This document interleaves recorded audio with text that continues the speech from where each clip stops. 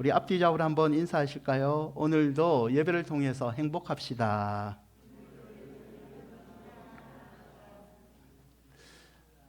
사진 하나 보여주실래요? 여러분, 이 물고기의 이름을 아시나요? 이 곤들메기래요. 저는 설교를 준비하면서 많은 것을 배우는 것 같아요.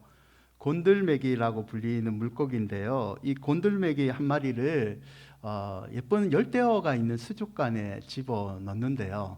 집어넣으면 당연히 곤들메기가 열대어들을 계속 잡아먹는데요. 신나게 잡아먹는데요. 하루가 지나서 주인이 이 곤들메기와 열대가 있는 수족관에 유리 칸막이 하나를 중간에 딱 놓습니다. 그러면 열대와 곤들메기가 당연히 따로 분리되잖아요. 그런데 곤들메기는 유리 칸막이를 보지 못합니다. 당연히 열대어를 잡아먹기 위해서 달려들죠. 근데 뭐가 막혀 있어요? 유리 칸막이. 머리를 부딪혀서 먹지 못해요. 이게 웬일이지? 또다시 돌진을 합니다. 근데 부딪혀서 돌아오는 것은 두꺼운 유리 칸막이밖에 없습니다. 3일, 딱 3일만 이렇게 부딪히면요, 곤들메기는 그 다음부터 주인이 이 유리 칸막이를 치우고 열대와 같이 같은 수족관에 넣어도요, 고기를 안 잡아먹는데요. 자기 스스로 이렇게 생각한대요. 나는 그것을 사냥할 힘이 없다. 그래서 열대어가 바로 앞에 있는데도 잡아먹지 않고 죽는데요. 여러분, 이 곤들메기처럼 혹시 우리가 고난이 계속 닥쳐오고 있잖아요. 애를 많이 쓰고 있잖아요. 근데 혹시 우리가 곤들메기처럼 모든 것을 포기하고 낙심하고 좌절하고 있지는 않습니까? 실패나 장애물 때문에 조금만 더 부딪히고 도전하면 이렇게 뚫을 수 있는데 내 스스로 자포자기하면서 그냥 포기하자라는 마음을 가지고 있지 않습니까? 사랑하는 여러분, 오늘 예배를 통해서 성도답게 다시 한번 믿음으로 일어나시기를 축원드립니다. 여러분, 아픔이 없는 인생은 없는 것 같아요. 아픔이 없는 인생은 진짜 없는 것 같아요. 그래서 사랑도 눈물 없이는 이루어질 수 없다라고 얘기하지 않습니까? 다 지나간 세월을 돌아보면 남몰래 눈물을 흘리는 것 같습니다. 차이가 있죠. 어떤 사람은 표현을 하고 내가 너무 힘들다, 내 눈물 좀 닦아줘. 어떤 사람은 표현하지 않죠. 속으로는 다 문드러지는데 표현하지 않고 남들이 보기에는 의연하게 보일 뿐이죠. 하지만 그런 사람도 조금만 친해져서 대화를 하다 보면 다 눈물의 세월을 보낸 거예요. 이렇게 얘기하잖아요. 어느 집사님을 보고 집사님은 복 받은 것 같아. 아니, 딸이 그 좋은 회사에 한 번에 들어갔다면서. 거기다가 아들이 대학을 합격했네. 어떻게 4년제 장학금을 그렇게 받았어. 아이고, 우리 집사님 복 받았지. 우리 시어머니가 땅도 남겨줬네. 부러우시죠? 웃는 시어머니들은 남겨주지 못해서 지금 미안해서 웃으시는 거죠. 여러분, 이렇게 말하잖아요. 그런데 그런 분들도 신방을 하거나 자세히 얘기하다 보면 남들이 알지 못하는 눈물이 있습니다. 그렇게까지 되기까지 남들 몰래 흘렀던 눈물이 다 있는 거죠. 오늘 시편 우리가 읽은 이 본문은요, 이 아픔과 눈물이 있는 것이 우리의 인생이다라고 말을 해주고 있어요. 119편 25절을 한번 보실래요? 내 영혼이 진토에 붙어 싸우니 주의 말씀대로 나를 살아나게 하소서. 진토는 흙입니다. 여러분, 우리는 하나님이 뭘로 만드셨죠?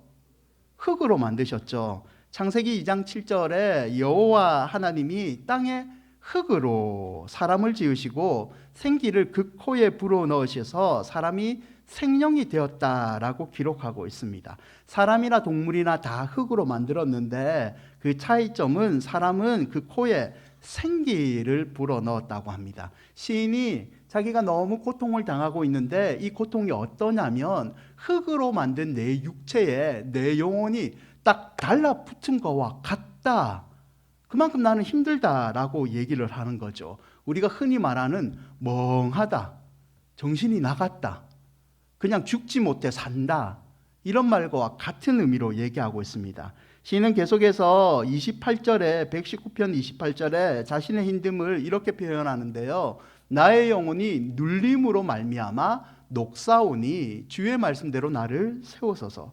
너무 힘들어서 내가 가위가 눌린 것처럼 인생이 눌려 있고 너무 힘들어서 내 영혼이 녹아 없어졌다. 그냥 녹초가 돼서 문드러졌다라고 표현하고 있습니다.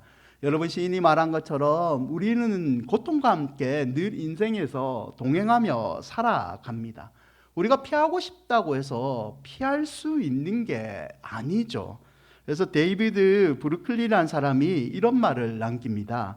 신은 가끔 우리 앞에 빵 대신 벽돌을 던져주시는데 어떤 사람은 원망하면서 그 벽돌을 치다가 발가락 하나가 더 부러지기도 하고 어떤 사람은 그 벽돌을 주춧돌로 삼아 기막힌 집을 짓기도 한다. 모든 사람이 다 피할 수 없는 고통을 겪고 있고 신은 하나님은 축복만 주는 것이 아니라 우리 인생의 때로는 벽돌도 던져준답니다. 그런데 같은 고통 앞에서 어떤 사람은 발가락 하나가 지 스스로 해결하려다가 부러지기도 하지만 어떤 사람은 그 벽돌을 주춧돌로 삼아 기가 막힌 집을 짓기도 한답니다. 어떤 사람은 하나님이 주신 이 고통을 그냥 원망만 하다가 더 실패한 인생으로 남기도 하고 어떤 사람은 이 고통을 하나님이 주신 기도의 기회를 삼고 기가 막힌 은혜의 믿음의 사람이 되기도 한답니다. 사랑하는 여러분, 여러분과 저는 성도인 줄 믿습니다. 성도는 믿음으로 살아가는 사람입니다. 믿음으로 고난을 주춧돌로 삼아 하나님이 완성할 은혜의 믿음의 집을 쌓아가는 사람이 성도인 줄 믿습니다. 그럼 본문이 가르쳐주는 이 고통과 아픔을 뛰어넘는 비결은 무엇일까요? 첫 번째는요, 겸손입니다. 26절 말씀인데요. 119편 26절을 우리 함께 읽을까요? 내가 나의 행위를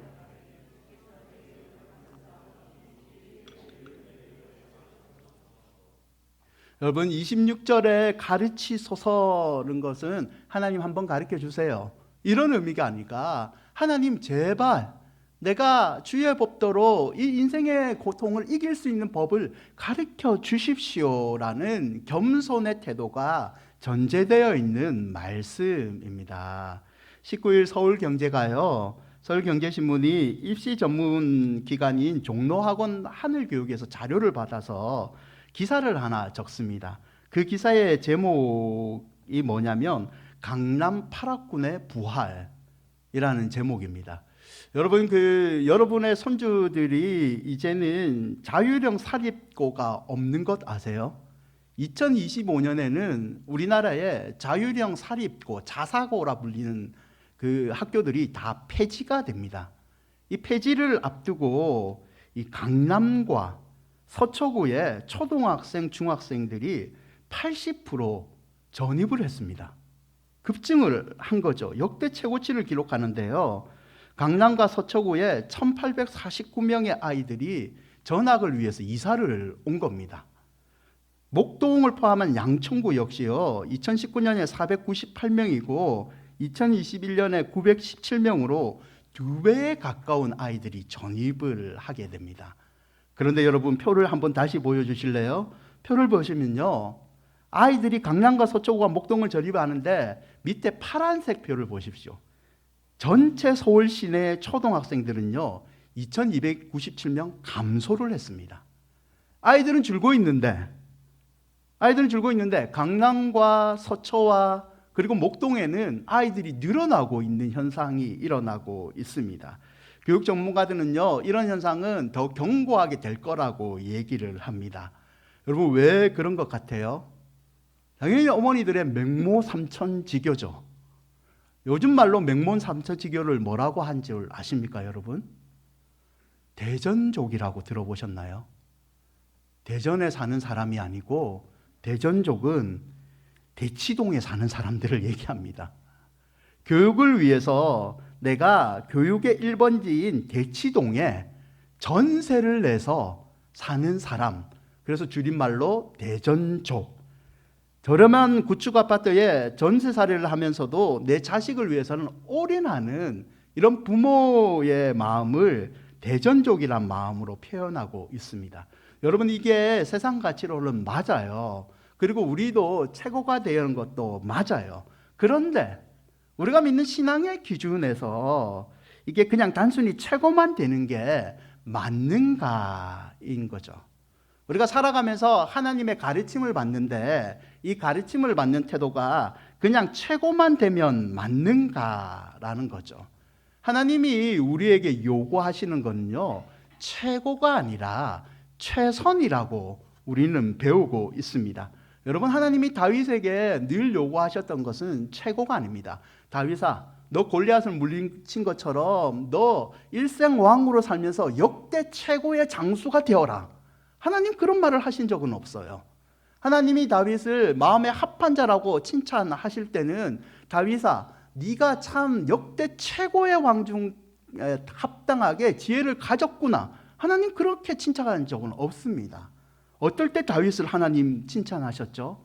겸손하게, 어린아이와 같이 하나님의 법궤가 들어왔을 때 왕인데도 불구하고 하나님 앞에서 겸손하게 그 춤을 추며 예배했던 그런 다윗을 하나님은 성경에 칭찬하고 계시죠.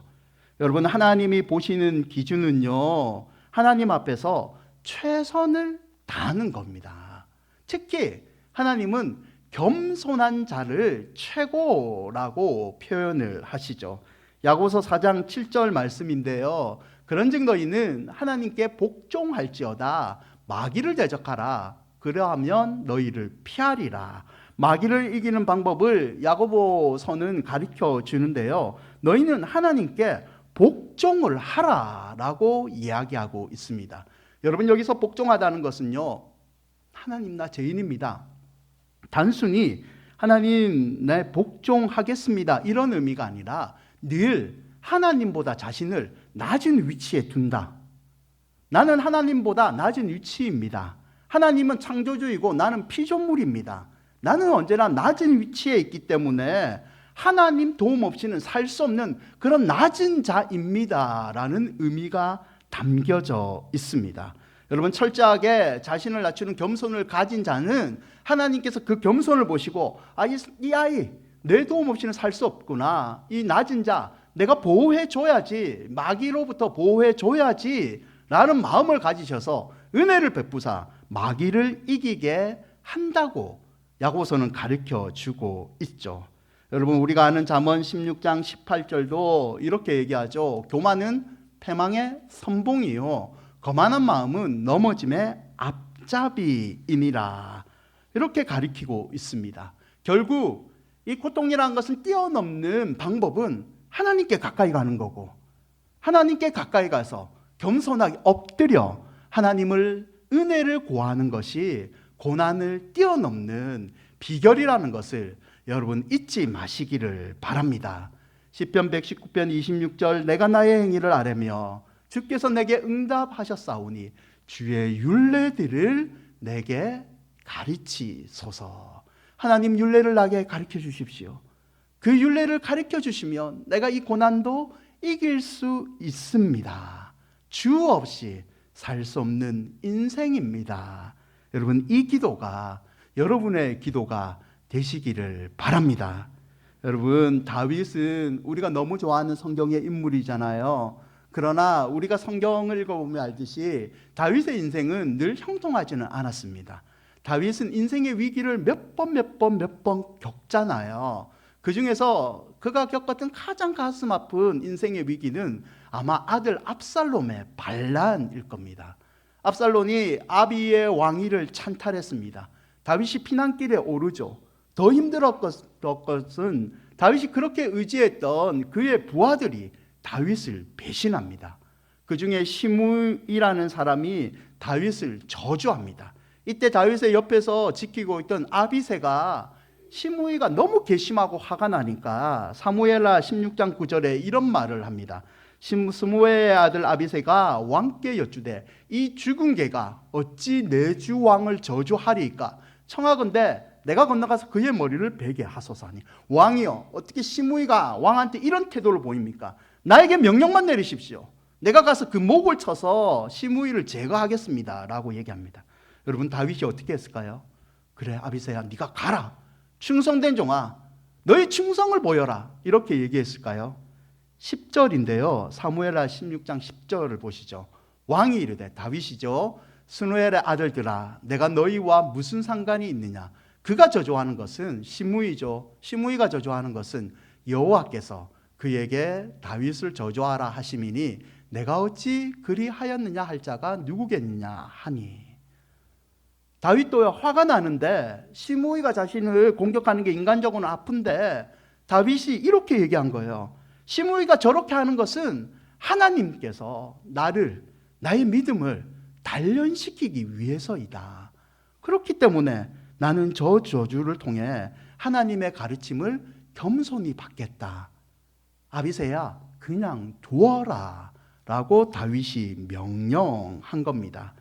여러분, 원망할 일이 많이 생기잖아요.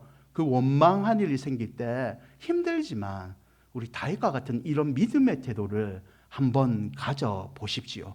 힘들지만 하나님께서 내게 믿음을 가르쳐 주기 위함이라. 그 마음으로, 겸손의 태도로 그 하나님께 집중해 보시기를 바랍니다. 그러면 이 겸손의 기도가 고통을 뛰어넘는 지혜와 능력을 저와 여러분에게 주실 줄 믿습니다. 두 번째 본문이 가리키는 이 고통을 뛰어넘는 비결은요, 성결입니다. 29절 말씀인데요. 29절 말씀을 우리 함께 읽을까요? 거짓 행위를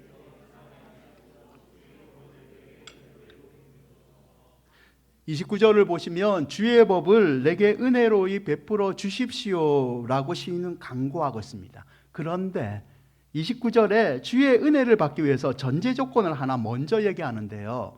거짓 행위를 내게서 떠나게 하시고, 거짓 행위가 내 가운데 먼저 떠난 다음에 주의 은혜가 내 가운데 임한다라고 가르쳐 주고 있습니다. 성결이죠. 여러분, 인생의 고통은요, 우리를 하나님 앞에서 성결하게 만드는 역할을 합니다. 하나님께서 우리에게 고난을 주시는 것은요, 계속해서 같은 고난이 온다는 것은 하나님께서 우리 안에 무언가를 청소하기 위한 사인이라는 것이죠. 여러분, 세상을 향한 욕심과 끊지 못하는 죄악이 있습니다. 하나님보다 더 의지하는 것들이 있어요. 하나님께서 고통을 통해서 그런 것들을 끊어버리라는 사인을 주신 게 고난을 주시는 이유라는 거죠. 창세기 35장 1절을 보면 하나님이 야곱에게 이렇게 얘기하세요. 일어나 베델로 올라가서 거기 거주하며 내가 내 형 에서의 낯을 피하여 도망하던 때에 내가 나타나던 하나님께 거기서 제단을 쌓으라 하신지라. 여러분, 야곱의 집안에 위기가 찾아옵니다. 그 너무 사랑하는 딸 디나가 하몰의 아들에게 강간을 당합니다. 어떻게 해서 평화로운 협정, 그냥 하회하고 결혼시키기로 협정을 맺었는데 할례라는 조건을 걸어요. 근데 할례라는 상태에서 시므이가 내유가 평화협정을 원하는 그들을 급습을 해서 다 죽여버립니다. 그러니까 전쟁이 더 커지게 된 거예요. 부족의 이제 멸족의 위기가 다가오고 큰 전쟁을 앞두게 되는 엄청난 위기가 다가오게 됩니다. 이때 야곱이 자신을 살리는 방법은 하나님밖에 없다라고 생각하고 하나님의 약속을 받던 베델로 올라가자 하고, 여호와께서도 베델로 올라와서 나에게 예배를 드리라, 그러면 내가 너희들을 살려주겠다고 약속하십니다. 그런데 이런 예배를 드리기 전에 먼저 전제 조건이 하나 있었는데요. 35장 2절인데요. 창세기 35장 2절을 우리 함께 읽을까요? 야곱이 이에 자기 집안 사람과 자기와 함께한 모든 자에게 이르되 너희 중에 있는 이방 신상들을 버리고 자신을 정결하게 하고 너희들의 의복을 바꾸어 입어라. 하나님께서 예배를 받으시고 야곱의 집안을 보호해 주시는데 그 전에 너희는 이방 신상들을 버리고 정결하게 하고 의복을 바꿔 입으라, 이렇게 말씀하고 있는 거죠. 성결입니다. 사무엘상 7장에도 민족의 위기를 닥친 이스라엘이 있는데요, 블레셋 침입으로 이스라엘이 위기를 겪어요. 그때 이스라엘의 영적인 지도자인 사무엘이 이스라엘 백성에게 이런 말을 해요. 사무엘상 7장 5절인데요, 사무엘이 이르되 온 이스라엘은 미스바로 모이라. 내가 너희를 위하여 하나님께 기도하리라. 블레셋에 침입해 오지만 너희들이 미스바로 모여서 하나님께 기도하고 예배하면 하나님께서 우리를 도와주신다라고 얘기를 합니다. 그런데 그 전에 사무엘이 백성들에게 한 가지 행동을 먼저 요구합니다. 7장 3절과 4절인데요.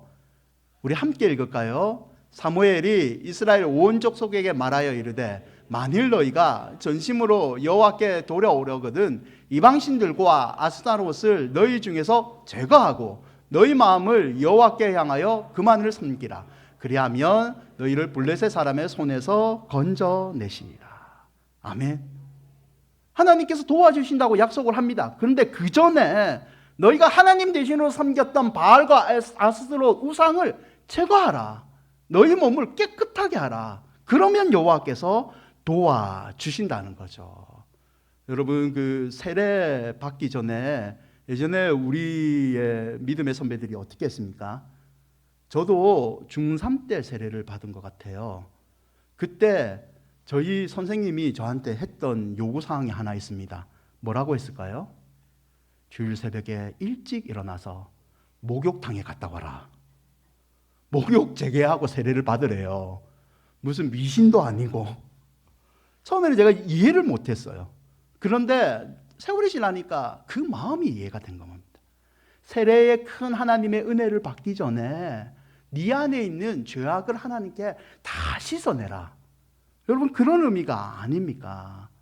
우리 어머니들이 부활절 새벽마다 했던 행동들을 아시죠?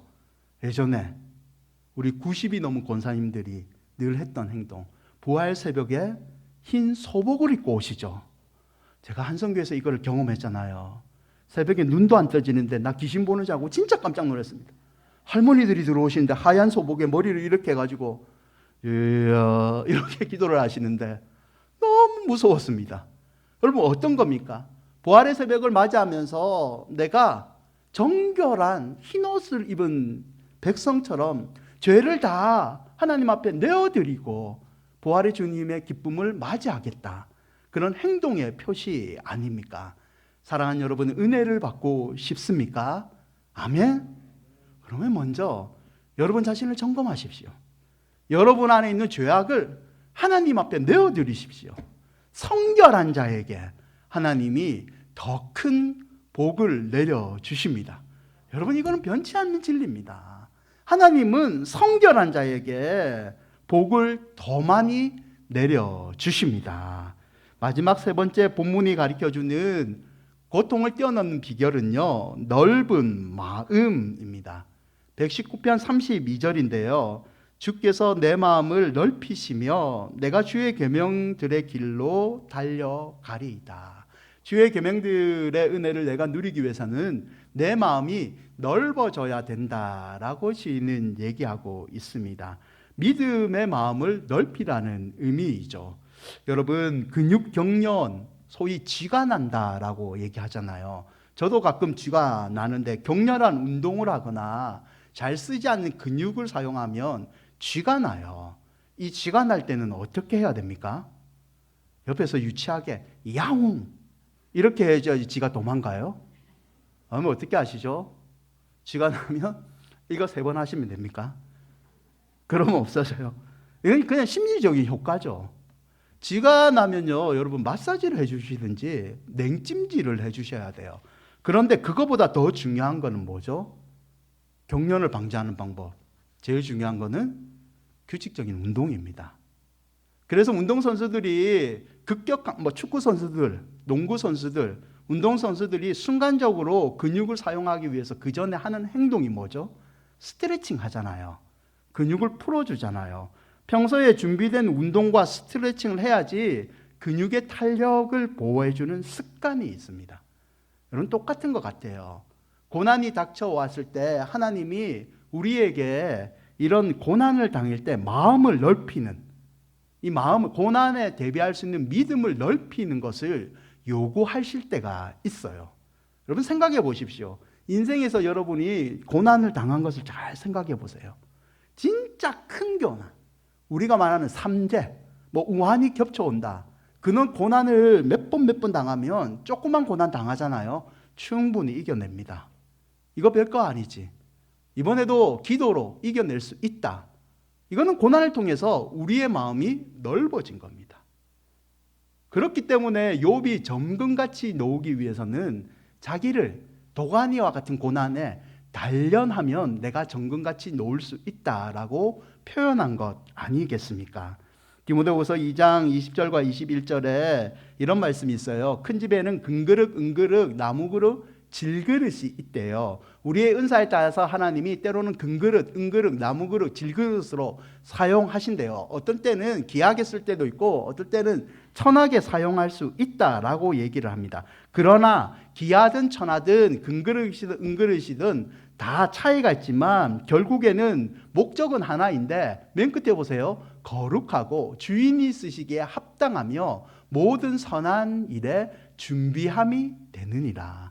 내가 은사에 따라서 하나님께 어떤 때는 쓰임을 받을 때가 있고 어떤 때는 쓰이지 않을 때가 있는데 공통적으로 가져야 될 마음은 하나다. 너희의 마음을 넓혀서 준비를 해라. 하나님께서 너희를 쓰신 날을 위해서 너희의 믿음을 준비를 해라고 가르쳐 주고 있습니다. 여러분, 고통이라는 것은요, 결국 하나님께서 우리의 마음의 믿음을 넓혀 주셔서 쓰기 위한 가정이라는 것을 잊지 마시기를 바랍니다. 고통은 순간입니다. 그 순간에 힘들어도 믿음을 넓히는 기도를 하시면 그 넓어진 그릇에 하나님이 축복을 풍성하게 부어 주실 줄 믿습니다. 말씀을 맺고자 합니다. 젊은 친구들이 좋아하는 운동 가운데 이 농구가 있어요. 우리 청년들도 가끔씩 토요일 날 이 농구하러 다니던데요. 이 농구는 골을 넣는 거예요. 이렇게 슛을 던져서 이 득점을 해서 이기는 게임이거든요. 그렇다 보니까 농구에서 가장 중요한 것은 정확한 슛을 던지는 겁니다. 그러나 이 슈팅만큼 중요한 농구의 기술이 하나 있는데요. 그 기술은 바로 리바운드라는 기술입니다. 공을 넣는데 공이 골대에 골인되지 않고 튀어나와요. 그러면 밑에 있던 선수들이 그 공을 다시 잡기 위해서 점프하는 기술입니다. 이 수비하는 선수는 상대방의 공격을 끝내기 위해서 리바운드를 해야 되고요. 공격을 하는 친구들은 다시 한번 공격의 기회를 얻기 위해서 리바운드를 해야 됩니다. 여러분, 공격력이 떨어지는 팀도요, 리바운드를 잘하면 그 팀은 이길 수 있습니다. 사랑하는 여러분, 성도는요, 이런 리바운드를 할 줄 알아야 됩니다. 고통이 닥쳐왔을 때 그냥 포기하는 것이 아니라 다시 한번 믿음으로 이 기회를 잡기 위해서 점프할 수 있는 리바운드의 기술이 성도에게는 있어야 됩니다. 성도는요, 실패를 두려워하지 않습니다. 다시 공을 못 잡을지라도 뛰어 올라야 되는 사람이 바로 성도입니다. 왜냐하면 성도 뒤에는 하나님이 계시기 때문입니다. 하나님께서 다시 뛰어오르도록 우리를 도와주시기 때문입니다. 그러므로 사랑하는 여러분, 살면서 인생의 점수가 나지 않는다고 초조해하지 마십시오. 믿음의 준비를 하시고 믿음의 리바운드를 한번 해보십시오. 겸손하게 하나님께 기도하고 하나님 앞에 성결한 자가 되고 믿음의 그릇을 넓히시면 하나님께서 결국에는 그 넓어진 믿음의 그릇에 풍성한 축복을 내려주실 줄 믿습니다. 이사야 40장 31절인데요. 우리 기도하는 마음으로 함께 읽을까요? 오직 여호와를 앙망하는 자는 새 힘을 얻으리니 독수리가 날개치며 올라감 같을 것이요 다른 박질하여도 곤비하지 아니하겠고 걸어가도 피곤하지 아니하리로다. 아멘. 여호와께서 여러분에게 새 힘을 주시기를 축원드립니다. 다음 한 주간도 겸손하게 기도하시고 기도로 성결한 자가 되어서 믿음의 그릇이 넓어져 축복을 받으시는 여러분이 되시기를 주님의 이름으로 축원드립니다.